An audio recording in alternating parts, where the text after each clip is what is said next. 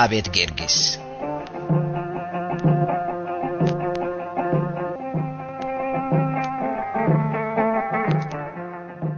نعسران شمونتنا حاسة شحنت شعاتم 1946 هلقت نصحات زيغاتات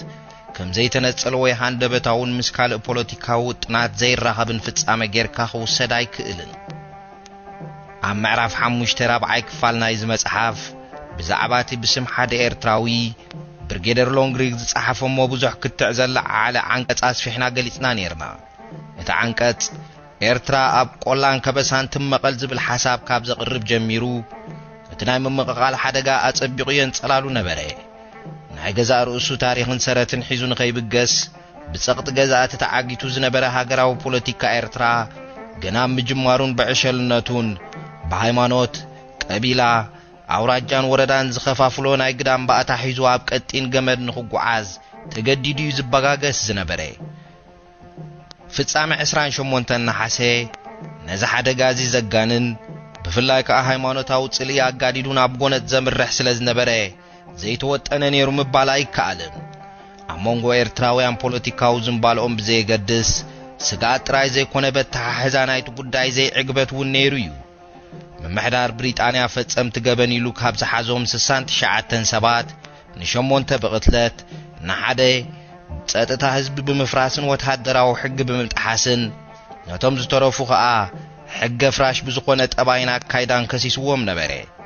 ጸኒሑ ኣብ ልዕለቶም ክሱሳት ዝተወስደ ስጉምቲ ምስቲ ዝተፈጸመ ገበን ዘይመጣጠን ብምንባሩ ግን ክብ ዝበለ ቁጣዕን ጓህናላ ዓለ ኩሉ ዝተኣኻኺቡ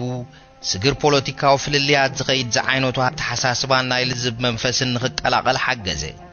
ኣብ ጋዜጣታት ክሰፍር ዝጸንሐ ዘለፋ ዝተሓወሶ ሃይለ ቃል ህድእ ብዝበለ መንፈስ ክትካእ ተራእየ መንፈስ ምይይጥ ጥራይ ዘይኮነ ውሽጢ ኻና ካይዳኻን ናይ ምምርማር ኤርትራውያን ግዳይ ናይ ካልኦት ንኸይኮኑ ናይ ምጥንቃቕን ምምዓዓድን ትሕዝተውን ነበሮ ብ17 ጥቅምቲ 1946 ንኣብነት ብላታ መሐመድ ዑመር ቃዲ ነተሓላው ዘይብሉ ጥቅሚ ህዝብና ዝሕሉ አስተርጓሚ የድልየና ኣሎ ኣብ ትሕቲ ዝብል አርእስቲ ብዛዕባ ፖለቲካው ማሕበራትን ብምልዓል ነቲ ዝነበረ ፖለቲካው ጸገም ጥልቅ ኢሎም መርመሩ ጠባይና ካይዳን ፖለቲካ ይኹን ፖለቲካው ተኻፋልነት ትምህርቲ ዘድልዮ ከቢድ ጉዳይ ምዃኑ ብላታ ዑመር ቃዲ ያመልከቱ ኩሉ ዝተኻፈለ ሓላፍን መራሕን ክኸውን ከም ዘይክእል ይኹን እምበር ተሰፊሕ ተሳታፍነት ህዝቢ ጥራይ ዴሞክራሲ ከም ዘረጋግጹን አብረሁ አካይዳ ናይቲ ዝትከል ዝነበረ ማሕበራት ፖለቲካ ድሕር ምንቃፍን ካልኦት ማሕበራት ናይ ምፍጣር አድላይነት ኩሉ ከም ዝኽእል ድሕር ምሕባረን ከምኡን ዝበሉሉ ምኽንያት በዚ ዝስዕብ ቃላት ገለጹ ናይ ሓደ ህዝቢ ወይ ከዓ ናይ ሓደ ሃገር ፖለቲካ ናይ ገሊኣቶም ሒደት ሰባት ጥራይ ተግባርን ብልጫን እንተደኣ ኮይኑ ንጥቅምቶም ሒደት ንወገኖም ጥራይ ዝኾኑን አዝዊሩን አስፊሕን ክርኢ ዘይክእል መናገድን መደያይቦን ይኸውን እሞ ነቶም ሁንጥያት መቀዳደሚኦም ዝኾኖም መንገዲ ጸሪጉሎም ይርከብ ቶም ማሕበራት ወይ ወገናት ካብኡ ዝካፈሉ እንተዝኾኑ ግና ዕላምኡ ኣዝዩ ክብ ዝበለ ንሃገርን ህዝብን ከኣን ሙሉእ ጥቅሚ ዝኸውን ፖለቲካ ይኸውን ካብዚ ተበጊሶም ዑመር ቃዲ እቲ ፖለቲካ ናብ ምልእቲ ሃገርን ሙሉእ ህዝብን ማለት ድማ ናብ ሰራሕተኛታት ምሁራት ሰብመዚ ናይ ሃይማኖት ማሕበራት ክዝርጋሕ ጸውዑ ከም ዝምዝኸውን ከኣቀጸሉ ካብቲ ዘይሰማማዕ ወይ ከዓ ዝጋጮ ዝመስል ናይ ክልተ ወይስ ካብ ክልተ ናይ ዝበዝሑ ወገናት ባህልታት ንህዝብና ሃገርን ዝመርሕ ጥዑይን ዓብይን ዝኾነ መራሒ ክርከብ ምትኸኣለ ነይሩ ዑመር ቃዲ ምስ ኢትዮጵያ ብቅድመ ኩነት ወይ ብውዕል ንሕበር ዝብል አረኣያ እኳ እንተነበሮም ነዚ ኣብ ላዕሊ ዝተጠቕሰ ሃረርታ ዲሞክራሲ ቅድሚት ብምስራዕ ነበረ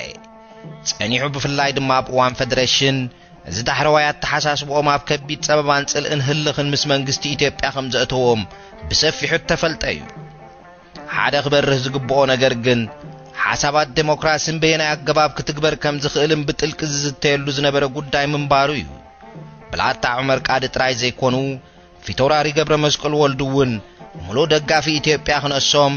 ፖለቲካ ኤርትራ ናይ ፍሩያት ማለትን መሳፍንትን ካልኦትን ጥራይ ከም ዘይነበረ ደቀቅቲ ወይ ተራ ህዝቢ ክሳተፍዎ ከም ዝግባእ ደጋጊሞም ይገልጹ ነይሮም እዮም ስለዚ ትምኒት ናይዞም ሰባት እዚኣቶም እቲ ናይ ኢትዮጵያ ዝምባለ ምስ ዲሞክራሲያዊ ቅድመ ኩነቱ ቅቡል ክኸውን እዩ ዝነበረ ብ14 ሕዳር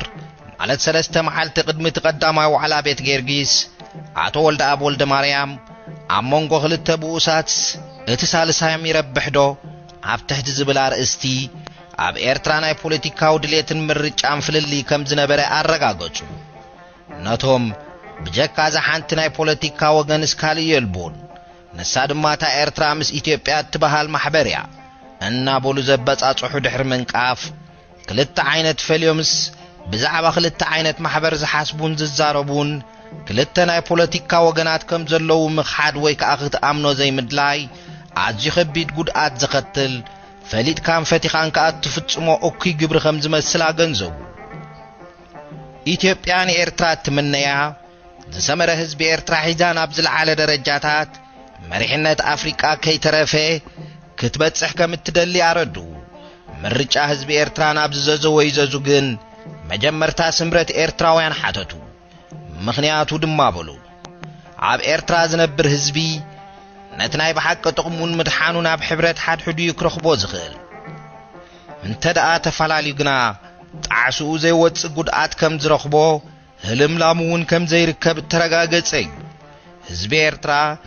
ኣውራ እኳ በዛ ዝሓለበት ፍርቂ ዘመን ሓንቲ ንብረት ሓንቲ ዛንታ ሓንቲ ስም ፈጢሩ ይርከብ ኣሎ። እዛ ዛንታ እዚኣ ድማ እንተደኣ ብኣ ኣቢላ ቐጺላስ ንዕቤትን ንኽብረትን እትኸውን ዛንታ እያ። ከምዚ ዝበለ ከቢድ ኩነታት ኣብ ልብቶም ዓበይቲ መራሕትን ምስሌነታትን ጉልሕን ህያውን ኮይኑ ክርከብ ዘድሊ ነገር እዩ። ከም ዑመር ቃድን ገብረ መስቀል ወልዱን ወልደ ኣቡን ሃገራዊ ፖለቲካ ኤርትራ ካብ ኢድ መሳፍንትን ሽማምንትን ክወፅኦም ይጽውዑ ነይሮም። ግን ከዓ ንኻልእ መዳይ ናይቲ ሽዑ ዝነበረት ተሓሳስባ እውን ነቐፉ። ደቂ መታሕት ብዘይ ደቂ ኸበሳ ከምኡውን ከበሳ ብዘይ መታሕት ነናይ በይኖም ህይወት ክምስርቱ ዝሓለፈ ታሪኽን ተመክሮን ከም ዘየፍቅድ ተሟጎቱ። ሞትን ጥፍኣትን ዝደሊ እኩይ ሰብ እንተደኣ ዘይኮይኑ ንኤርትራ ኣብ ክልተ ክፈሊ ዝደሊ ከይርከብ ተስፋይ ሙሉእ እዩ ድሕሪ ምባል ኤርትራ ትመቐል ንዝብል ሓሳባት ከምዚ ዝስዕብ መለስሉ።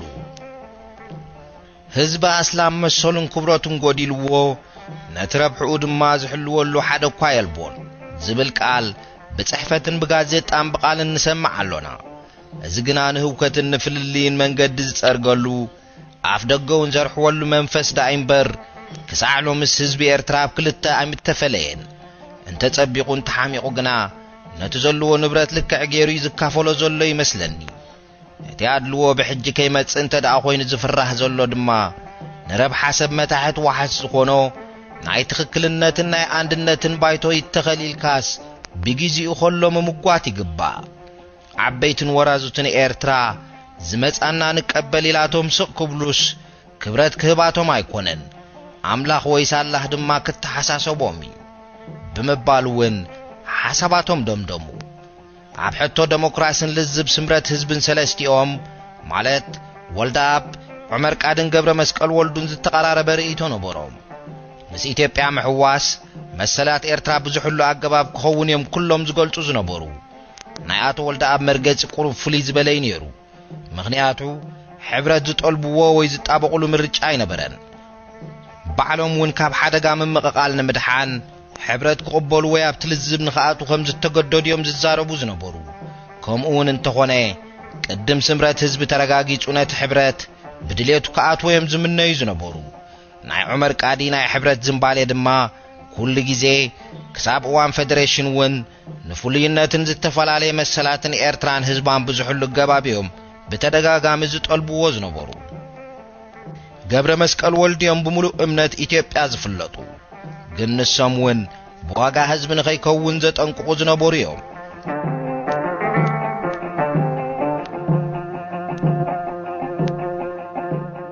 እታ ናይ ሎንግሪግ ናይ 1945 ዓንቀጽ ንምምቕቓል ኤርትራ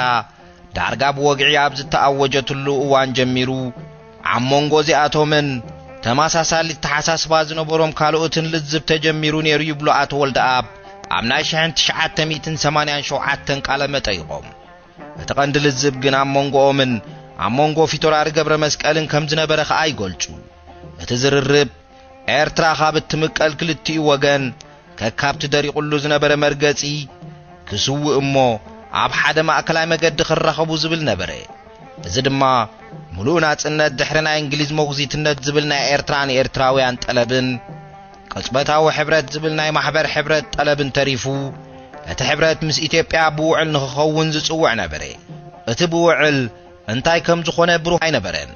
ግን ውሽጣዊ ናጽነት ኤርትራ ዝዕቅብ ወይ ከምቲ በዓል ኣውስትራልያን ካናዳን ኣብ ውሽጢ ናይ ብሪጣንያ ናይ ሓባር ብልጽግና ኮመንዌልዝ ዝጥርነፋ ከምኡ ንኽጠራነፋ ዝብል ነበረ። ትሬቫስኪስ እውን ከምዚ ዝመሰለ ሓሳባት ካብ ክልቲኡ ወገን ቀሪቡ ከም ዝነበረ ይገልጽ። ጆርዳን ገብረ መድህን ኣብ መጽሓፉ እቲ ንዋዕላ ክቐርብ ዝተባህለ ሓሳብ 12 ነጥቢ ዝሓዘ ኤርትራ ውሽጣዊ ናጽነታ ዝሓለወትን ከም ናይ ፕሬስ ቋንቋ ሃይማኖትን ምምስራት ፖለቲካዊ ሰልፍታትን ዝኣመሰለ ዴሞክራሲያዊ መሰላት ዝሕለውላን ኣካል ክትከውን ዝሓትት ከም ዝነበረ የዘንቱ። ብጥቅምቲ 1946 እውን እቲ ሓሳብ ወይ ስምምዕ ብስም ክልቲኦም ወገናት ናብ ኣመሓደርቲ ብሪጣንያ ብወግዒ ቀረበ። ዋዕላ ቤት ጌርጊስ ክልተ ግዜ ተኻይዱ። እቲ ቀዳማይ ዛዕባ ወይ ኣጀንዳ ናይ ተቐንዲ ኣኼባ ንኽሰርዕ ዝተኣከበ ኮይኑ ብዘይገለ ጸገም ብ16 ሕዳር 1946 ተፈጸመ። እቲ ካልኣይ ድማ ብኣሰሙን ማለት ሰንበት 24 ሕዳር 1946 ንኽግበር ተመደበ። ኣብታ ቀዳመይቲ ኣኼባ ብዘይካ ኣቶ ወልደኣብን ፊቶራሪ ገብረ መስቀልን ዑመር ቃዲ ብላታ ደምሳስ ደጊያት አብርሃ ተሰማ ቀኛዝማች ብርሃኑ አሕመድዲን ከምኡን በዓል ፊቶራሪ ሓረጎት ፊቶራሪ ሓድጉ ጊላ ጋብርን ካልኦት ሓያለ ደገፍቲ ሕብረትን ተረኺቦም ነበሩ። ኣቶ ተድላ ባይሮ ኣብዛ ኣይተረኽቡን። እቲ ኣጀንዳውን ጸደቀ። እዚ ኩሉ ናኾነ እንከሎ ናይ ኢትዮጵያ ሌዘን ኦፊሰር ኮሎኔል ነጋ ኃይለ ስላሴ ድሕረት ናይ ሓምለ ህልቂት አዲስ አበባ ምስከደ ኣይተመልሰን ዝነበረ። ትሬቫስኪስ እኳ ነጋ በስመራ ነይሩ እንተዝኸውን ከምቲ ዝመሰለ ኣኼባ ክግበር ሲትረፍ እቲ ልዝብ ብቐንዱውን ክካየድ ኣይምተኻእለን ይዝብል ሓቁ ክኸውን ኣሎ። ምኽንያቱ ኣብ መንጎ ዘን ክልተ ናይ ኣኼባ ሰናብቲ ነጋ ጥራይ ዘይኮነ ኣብ ጉዳይ ኤርትራ የማናይ ኢድ ጸሓፌ ትእዛዝ ወልደ ጌርጊስ ነይሮም ዝበሃሉ ፊቶራሪ ብርሃ ወልደ ቴዎድሮስ እውን ኣስመራ ኣተው። ነቲ ኩነታት ንኽልውጡ ድማ ስርሖም ጀመሩ። ኣቶ ወልደ ኣብ ከም ዝብልዎ እዞም ዳሕረዋይ ባልጃ ሙሉእ ገንዘብን ቦምባታትን ሒዞም የመጽዮም። ብዙሓት ኣቶ ወልደ ኣብ እውን ከም ዝብልዎ ናብታ ናይ ሰንበት ቆጸራ ኣብ ዘውግሐት ቀዳም ለይቲ ማሕበር ሕብረት ሙሉእ ለይቲ ተኣኪቦም ኩማጎቱ ሓደሩ። ኣብዛ ኣኼባዚ ነጋን ፊቶራሪ ብርሃኑ እውን ተረኽቡሞ ንመስርሕን ኣካይዳን ኣንፈትን ዘረባን ተቆጻጸርዎ። ቀንዲ ኣርእስቲ እቲ ናይ ጽባሒቱ ዋዕላ እኳ እንተነበረ ዝተጣፍአ ናይ ማሕበር ገንዘብ እውን ኣከራኺርዎም ይውን ይበሃል እዩ። ካብ ማሕበር ሕብረት ቀንዲ ተሰማዒ ዋዕላ ፊቶራሪ ገብረ መስቀል ስለ ዝነበሩ ኩሉ እቲ ዝወረደ ርእይቶ ኣብኦም ዘተኰረ ነበረ። ዛጊት ንማሕበር ፍቕሪ ሃገር ናብ ሕቑፊ ኢትዮጵያ ንምእታው ይኹን መንፈስ ሕብረት ኣብ ልቢ ደቂ ኤርትራ ንኽሰርጽ ካብቲ ዝለዓለ ኣበርክቶ ዘወፈዩ በቲ ኣዝዩ ሓያል ናይ ጽሕፈትን ምጉትን ክእለቶም ንፍልስፍና ሕብረት ዘነጸሩ ክነሶም ናይ ውዕል ሓሳብ ብምድጋፎም በቲ ኣኼባ ተወቕሱ። ቢደዋኒኖም ከይዶም ስለ ዝተባህሉ ድማ ኣብቲ ናይ ጽባሒቱ ኣኼባ ንሶም ዘይኮኑስ ኣቶ ተድላ ባይሩ ክዛረቡ ምዃኖም እውን ተነግሮም። ካብቲ ዛጊት ሒዞሞ ዝነበሩ ናይ ማሕበር መሪሕነት ከም ዝወረዱ ግን ኣብዛ ኣኼባ ኣይተነግሮምን። ንዕኡ ዝእምት ዘረባ እውን ኣይተዘርበን። እዚ ኩሉ ብምስጢር ክካየድ ስለ ዝሓደረ ፊቶራሪ ገብረ መስቀል ንኸይዛረቡ ከም ዝተኣገዱን ብኻልኦት ከም ዝተተኩኡን ዝፈልጥ እቲ ኣብቲ ኣኼባ ዝተረኽበ ጥራይ ነበረ። ቆጸራ ንሰንበት ሰዓት 10 ኣብ ቤት ጌርጊስ ነበረ። ደገፍቲ ናጽነት ከም ቆጸርኦም 30 ይኾኑ ኣብቲ ዝተመደበ ቦታ ቦታኦም ሓዙ። ደጊያት ሓሰን ዓሊ፣ ወልደ ኣብ ወልደ ማርያም፣ ኢብራሂም ሱልጣን፣ ብርሃኑ አሕመድዲን፣ ካቫሌር ዑመር ስፋፍ ካብ ጊንዳዕ፣ ዮሐንስ ተኽላይ ናይ ኣገልግሎት ዜና ካብቶም ዝዝከሩ እዮም። ጽንሕ ኢሎም ሽማግሌታት ማሕበር ሕብረት መጹ። ኣብ መንጎ እዚኣቶም ደጊያት በየነ በራኺ፣ ብላታ ደምሳስ ወልደ ሚካኤል፣ ፊቶራሪ ገብረ መስቀል ወልዱ፣ ደጊያት ሓጎስ ገብረ፣ ኣቶ ተድላ ባይሩን ካልኦትን ነበሩ። ብዘይካዚኦምን ካብቲ ስምምዕ ወፃእን ግን ማሕበር ሕብረት ካብኦም ዝበዝሑ ናይ ማሕበር አንድነት ኣጓብ ዝተማልኡ። ስለዚ ኣብቲ ቦታ ቁጽሪ ኣባላት ሕብረት ዕጽፍቲ ናይ ኣባላት ኤርትራን ኤርትራውያን ነበረ። ወልደ ኣብ ወልደ ማርያም نتناي شعو معالت فتصامي بدقيق يذكروا نحنا ساعات 10 ዝነበረ ንግሆ بጊዜ መጺና ሰፈርና ሒዝና ድሕሪ ይሞጹ ዳርጋ ሁላቶም ቶም መራሕት ናይ ሕብረት ዝነበሩ ክርስቲያን እዮም መብዛሕትኦም ንሕና ኣስላም መብዛሕትና ተረኺብና ቅድም ዝተዛረበ ብላታ ደምሳስ ወልደ ሚካኤል ከፈተ ነቲ ኣኼባ አንቱም ኣሕዋትና ደቅና ጽነቲና ትብሉ ትጋገዩለኹም ምሰቦኻና ኣዴኻን ክትኣቱ ክትጽምበር ከለኻ ውዕል ግበሩ ለያይ ትብሎ ምን ኢኻ ኢትዮጵያ ድማ ኣቦናና ኣዴናን እያ ስለዚ ግደፍዎ ዝሓሳብ እዚ ስሞሩና ሕቦሩና ንብለኩም ኣለና በለይ ካልኦት እውን በብሓደ ተንሱ ኣብ መወዳእታ ገብረ መስቀል ወልዱ ከይተረፈ ከምኡ ተዛረበ እቲ ነገር ከም ዝተባላሸወ ተረዳእና ነቲ ካብዚ ሲዒቡ ዝኾነ ቀፂሉ ኣብ ዝወፀ ሕታማት ሰሙናዊ ጋዜጣ በኣቶ ወልደ ኣብ ወልደ ማርያምን ኣቶ ተድላ ባይሩን ዝተዘንተወ ተጻራሪ ሓሳባቲና ዝያዳ ንርዳእ ብዙሓት ዓበይቲ ብዛዕባ መንፈስ ምስምማዓን ልዝብን ምስተዛረቡ ኣቶ ተድላ ባይሩ ተንስኡ እሞ ብጊዲኦም መደሮም ኣስምዑ ኣብዚ ክልተ ዝተገራጨወ ትሕዝቶ እዩ ዝቐርብ እቲ ቀዳማይ ናይ ወልደ ኣብ ካልኣይ ድማ ናይ ተድላ ብናይ ኣቶ ወልደ ኣብ ክንጅምር ب28 حدار ኣብ ሰሙናዊ ጋዜጣ ቁጽሪ 5/222 ብዛዕባ ኤርትራ ክዛረብ መሰል ዘለዎ ደኣመን ኮን ይኸውን ኣብ ትሕቲ ዝብል ኣርእስቲ ኣቶ ወልደ ኣብ ብዛዕባ ፍጻሜ ዕለት 24 ኣዘንተው እቲ ልዝብና ተኻየደን ከሎ ኣቶ ተድላ ባይሩ ተንስኡ እሞ ብቐጥታን ወልደ ኣብ እናመልከቱ እረናይ ካልኦት ሲጽናሕ ኣነውን ወደባት ስለዝኾንኩ ዝመስለኒ ክዛረብ መሰል ዘለኒ ግና ንስኹም ኣቶ ወልደ ኣብ ወልደ ማርያም ወዲ ትግራይ ትግራዋይ ከም ዝኾንኩም ንፈልጥ ኢና ስለምንታይ ዳ ብዛዕባ ሃገርና ኤርትራ ቅድም ትራስትሺፕ ሎም ድማ ውዕልነት ትብሉ ኣለኹም ዓድናስ ያይ መስሓቅ ኮይና ከም ዝበሉ ኣቶ ወልደ ኣብ ዓንቀጾም ገለጹ ኣቶ ወልደ ኣብ ጽሕፎም ብምቕጻል ቀጺሉ ንዝሰዓበ ብከምዚ ዘርዘሩ ዓድናስ ያይ መስሓቅ ኮይና እናበሉውን ተቐመጡ ምላሽ ንመሃብ ድንጉይን ተበሉ እኳ እታ ካብ ነዊሕ ግዜ ገቲሮም ሒዞማ ዝነበሩ መንቲግ ወይ ሎጊሞማ ዝነበሩ ጥይት ድምዱል ግድን ሳኔራ ኮይናስ ድሮቡ ንቡ ከርበጥ ኢላ ዝዓረፍኩ ግድ መሲልዎም ኣዝዩ ዝዓበየ ሓጎስ ኣብቲ ገጾም ከንጸባረቕ ይረአ ነበረ ኣነ ግና ናብቲ ዘውደቕዎ ሕቶ ኣቢለካ ብዙሕ ከየድሃብኩ ብዛዕባ ኣብ ገሊኣቶም ሰባት ሓዲሩ ዘሎ ወይስ ክሓድር ዝኽእል መንፈስ ኣስተንክር መስተንክር ዝኾነ ነገር ነዚ ብዛዕባ ዝመጽእ ኩነታት ኤርትራ ዝመሰሎ ክዛረብ መሰል ተቐቢሉ ዘሎ ሰብ ደኣ ካብዞም ኣብዚ ተኣኪባቶም ዘለዉ ሰባት መኖም ኮን ይኸውን እናበልኩውን ብውሽጢ ልበይ ይግረም ነበርኩ ኣቶ ተድላ ባይሩ ኣብ ከምዚ ዝበለ ሕቶ ልበይ ከውድቕ ስለ ዝሓደጉኒ ምላሽ ክህቡን ስለ ዝጎሳጉሱኒ ግና ተንሲኤ ከምቲ ዓቕመይ ከምታና ሓደ ትግራዋይ ተዋሂባቶ ዘላ ዓቕሚ ክደራጎስ ጀመርኩ ትግራዋይ ማለት በዓል ክልተ ደሞዝ ጠላም ብጻዩ በዓል ክልተ መልሓስ ከም ዘይኮነ እዚ ካብ ዘይከውን ከዓ ትግራዋይ ማለት ወዲ ነገስታት ወዲ መሳፍንቲ ወዲ መኳንንቲ ማለትን ካብ ዝኸውንሲ በዛዓብ ጸርፎም ብዙሕ ሕጉስን ኩሩዕን ከም ዝኾንኩ ክገልጸሎም ጀመርኩ ትግራይ ማለት ሰፊሕ ሃገር እሞ ኣነ ብዝተኣሰርኩስ ንሶም ንጉልተይ ሃቡን ኢሎም ምእንቲ ደገ ክጸንዑ ኢለውን ዓደባ ሓጎታተይን ዓድና ሓጎታተይን ካብ ጀሚሩ ኣበይ ከም ዝበጽሕ ገለጽኩሎም ከምዚ ዝበለ ቃል ክዛረብ ከለኹ ድማ ቅድሚ ሎሙያ ውሽጢ ልበይ ከቶ ተሰሚዕኒ ዘይፈልጥ ደስታን ሓበንን ይስምዓኒ ነበረ ሕፍቲ ዘይብሉ ዘይጥርጥር ወለዶ እናሓንሳ ብሓቂ ዝጠቅም እዩ ቀጺለ ድማ ኣብ ቅድሚ ክንድቲ ዝኣኽሉ መኳንንትን ጭዋታትን ወራዙትን ንጥቕሚ ሃገር ክንብል ተኣኪብና ኸለናስ ብዛዕባ ወለዶን ዓሌትና ድቀቃቢልና እንተተመራመርና ባህ ዘይብል ክፋእን ነውርን ዝኾነ ነገር ምእንቲ ከይፈናቕል ዓሌትን ወለዶን ክሳብ ግዚኡ ብወገኑ ክንሓድጎ ዝሓይሽ ከም ዝኾነ እናመልከትኩ ንኽቡር ኣቶ ተድላ ባይሩ ከረድኦም ኢለይ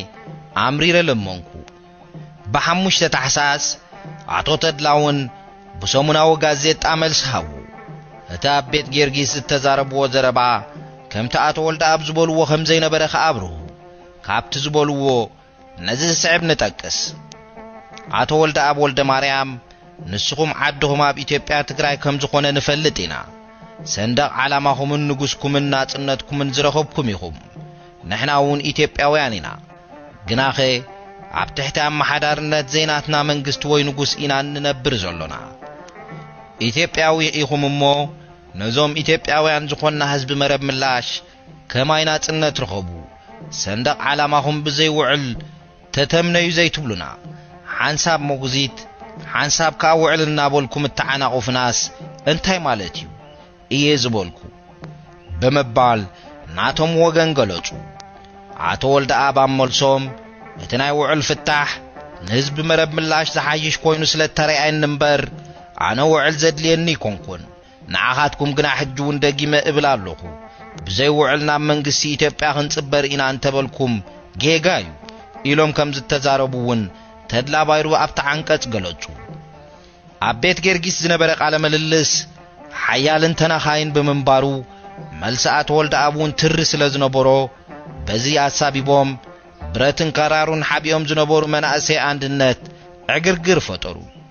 ኣብ ልዕልቶም ናይ ናጽነት ወገን ሓደጋ ከውድቁ ከም ዝደለዩ እውን ብሩህ ኮነ ብፍላይ አቶ ወልደ አብ ዒላማ ስለ ዝነበሩ ብጾቶም አኽቢቦምን ደፋፊኦምን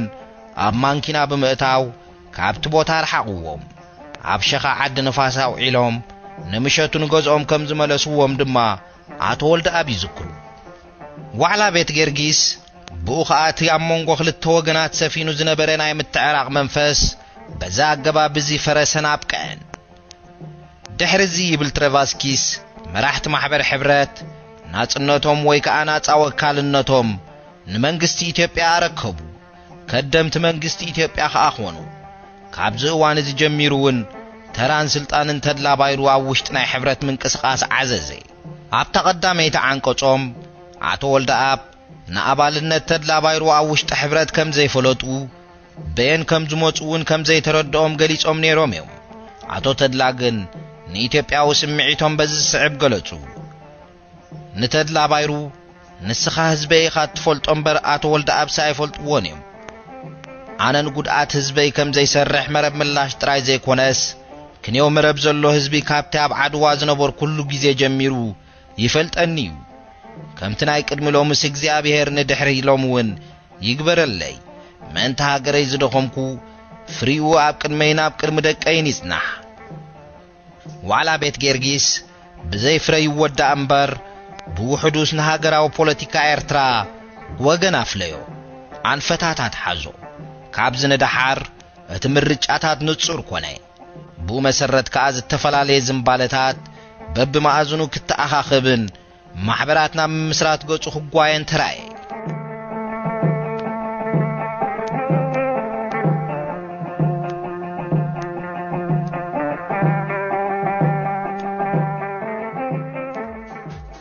ታሪኻዊ ጽሑፋት ዛንታታት ናይ ቀደም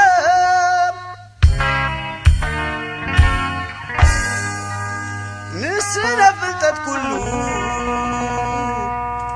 ምዕባለ ናይ ዓለም ይምዝገባሎ ጌና ይጽሕፋሎ ቀለም